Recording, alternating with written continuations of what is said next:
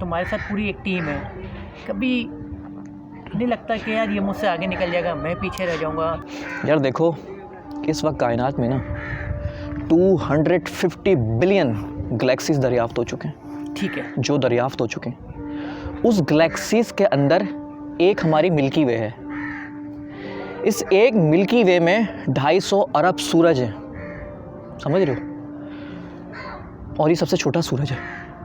ऐसे 250 अरब सूरज और हैं, और फिर अल्लाह पाक के 20 लाख मखलूक़ात हैं। इंसान, घोड़ा, कौवा, चील, ये 20 लाख हैं, जिसमें से सिर्फ इंसान कमा रहा है, बाकी सब ऐसे ही खा रहे हैं।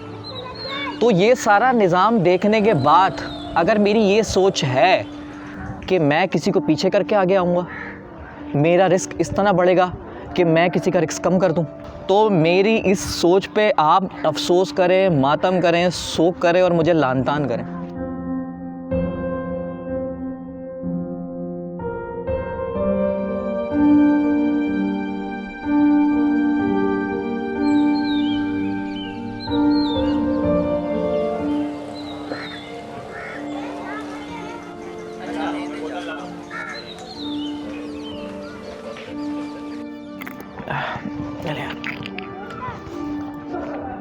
मॉल कैसा लगा आपको? ये मॉल बहुत अच्छा है, बस जाते वक्त 2-4 अमरूद तोड़ के दे देना, मैं खाता हुआ जाऊँ। क्या है इधर किसके है भाई? हाँ, तो हम P4 पकाऊ की बात करते हाँ, हैं। P4 पकाऊ मतलब जो तुम कैमरे के सामने देख रहे हो ना, एंटरटेनमेंट, इस एंटरटेनमेंट को 100 से मल्टीप्लाई कर लो कैमरे के पीछे। जो आप मीटिंग करते हैं आइडियाज़ की, कि तुम्हें पता है कि आइडियाज़ के बिना सब कुछ फ्लॉप है। अगर तुम्हारे पास आइडिया नहीं है ना, तो आमिर खान भी फ्लॉप है, शाहरुख खान भी फ्लॉप है, अमिताभ बच्चन भी फ्लॉप है, अगर आइडिया नहीं है तो इस आइडिया पे हम 12-14 घंटे बैठते हैं। कभी कभी ऐसा होता है 14 घंटे बैठ गए, आइडिया ही नहीं आ रहा, चल भाई कल सोचेंगे, अल्लाह हाफिज़, आइडिया आ गया। तो आमद कोई अचानक होती है ना, ये ऐसे तो नहीं होती। लोग समझते हैं प्रैंक चैनल बनाने से बहुत पैसा आ जाता है। ओ भाई, प्रैंक चैनल बनाने से पैसा नहीं आता, प्रैंक चैनल कामयाब होने के बाद पैसा आता है, समझ रहे हो? ऐसे मैं बोलूँ प्लाटिंग में बड़ा पैसा है, मैं स्टेट एजेंसी बना लूँ, ऐसा नहीं होता यार। बहुत मेहनत है यार, बहुत मेहनत है।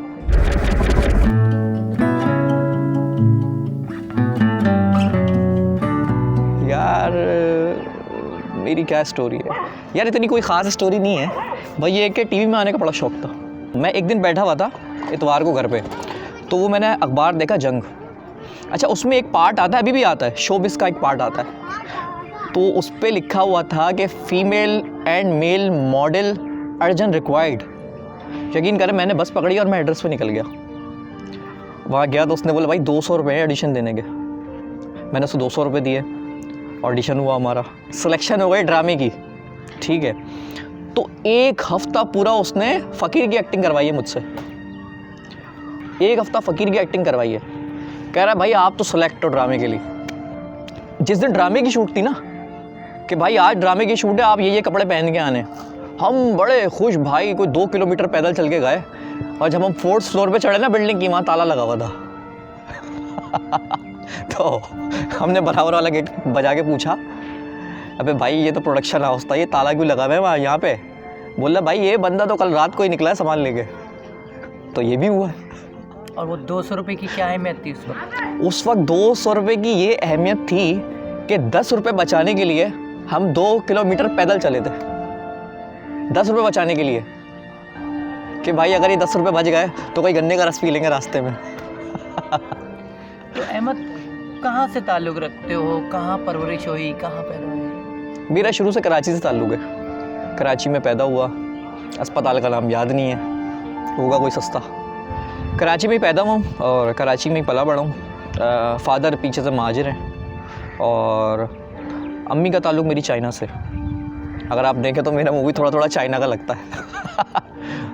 मैं आपको एक कहानी सुनाता हूँ। मेरी मदर पहले नर्स थी, ठीक है। तो हॉस्पिटल में मैं उनको ना अक्सर खाना देने जाया करता था। तो अक्सर 2-3 दफ़ा मैंने देखे कि मैं उनको खाना दे रहा हूँ और वहाँ पे कुछ लोग उदास बैठे हुए। तो मैं अम्मी से पूछा करता था कि ये क्या हुआ, इनका कोई बीमार है? तो मेरी अम्मी ने बताया कि बेटा इनके यहाँ बेटी पैदा हुई है, और मैंने अल्लाह पाक से उस दिन दुआ की थी कि या अल्लाह पाक जिस दिन तूने मुझे बेटी दी ना, मैं खुश होकर दिखाऊंगा। और आप यकीन करो 2 साल बाद मेरी बेटी पैदा हुई है, और मेरी खुशी का कोई आलम नहीं था। अच्छा, अहमद का अपनी बेटी के साथ रिश्ता कैसा है? बहुत अच्छा रिश्ता है। ये तो खैर मेरी बेटी बड़ी होगी तो वो आपको बताएगी।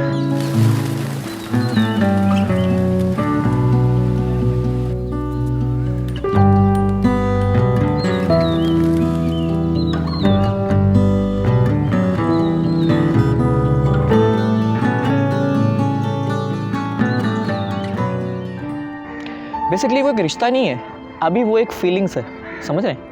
ये फीलिंग्स होते होते होते होते होते फिर एक रिश्ते में तब्दील होती है।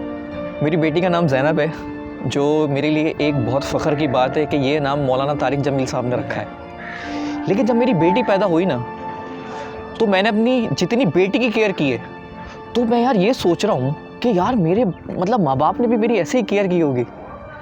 मतलब बेटी अगर रात को उठ जाती है तो मैं पूरी पूरी रात नहीं सोता।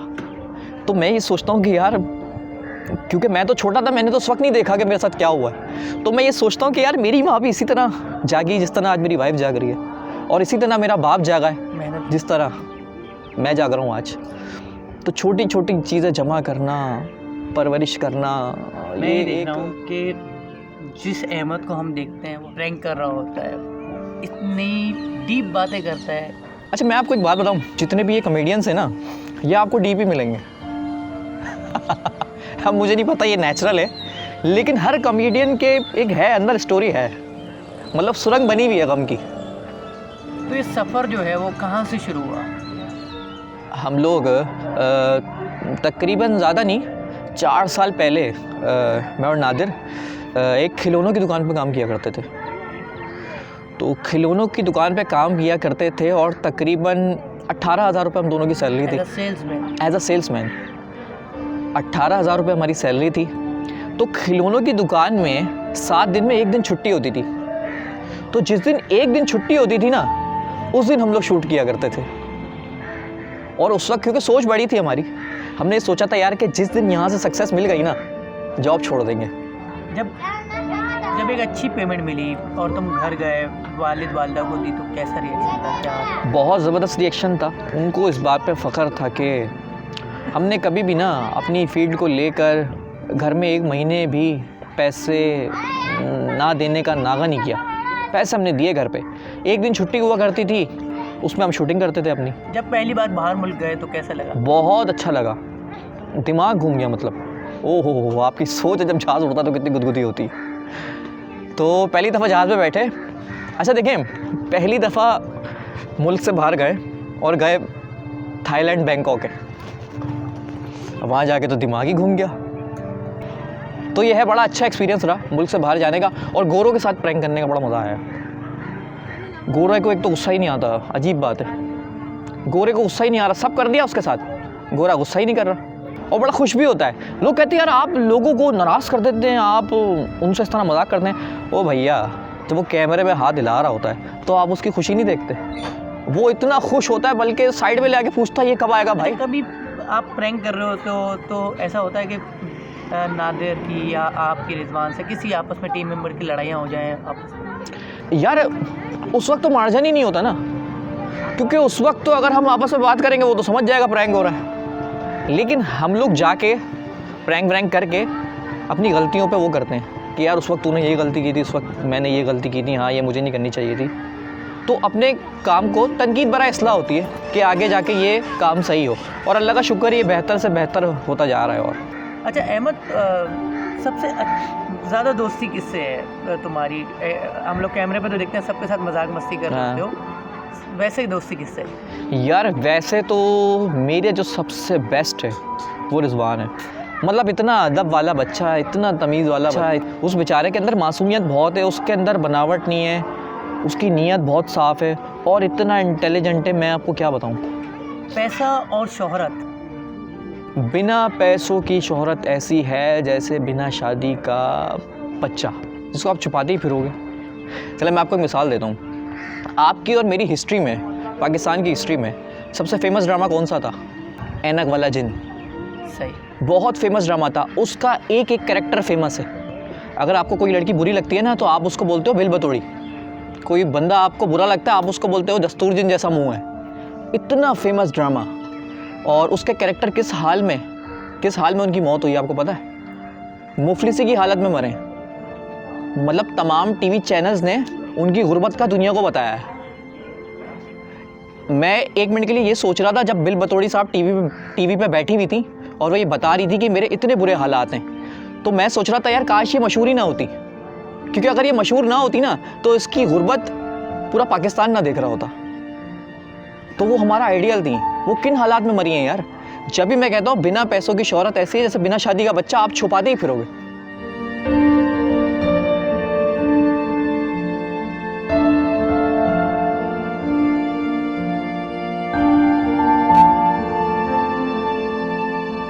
शहर से दूर लेकर आया मैं तुम्हें, क्योंकि उस भीड़ में ट्रैफिक का शो, सारी चीज़ें। ट्रैफिक यार, शहर में बहुत ट्रैफिक हो गया है, बहुत शोर हो गया है। असल जो नेचुरल लाइफ है ना वो यही है। हमारा बच्चा क्यों हवाई जहाज़ नहीं बना पा रहा, हमारा बच्चा क्यों कंप्यूटर नहीं बना पा रहा। पी वहाँ दिन में ट्रैफिक फंसा हुआ है, लाइट कैसे आएगी, वो अभी तक कुंडे में ही फंसा हुआ है कि कुंडा मारना है। अभी वो अभी ये सोच रहा है कि मैं शाहरा फैसल से घर कैसे पहुँचूँगा, उसके जहन में ये चल रहा है। अब अंग्रेज़ के बच्चे बैठे हुए बिल्कुल सुकून में, तो वो हर चीज़ में उंगली करके देख रहे हैं कि गाड़ी का इंजन यूँ होता है, अगर इसको यूँ करके देखो तो क्या हो जाएगा, यूँ करके देखो तो क्या हो जाएगा, फ्रिज के अंदर कितने नट हैं, वो ये सोच रहा है। हम ये सोच रहे कुंडा कहाँ मारना है हमें, ये बताओ पान कहाँ अच्छा मिलता है, हलीम कहाँ अच्छी मिलती है, इस टाइम ट्रैफिक कहाँ नहीं होगा, ये आपको फ़ौरन बता देगा। अभी वहाँ से जाओ, नाटमाबाद से जाओ, वहाँ ट्रैफिक कम होगा। ये हमारे बच्चों को पता है ये सारा।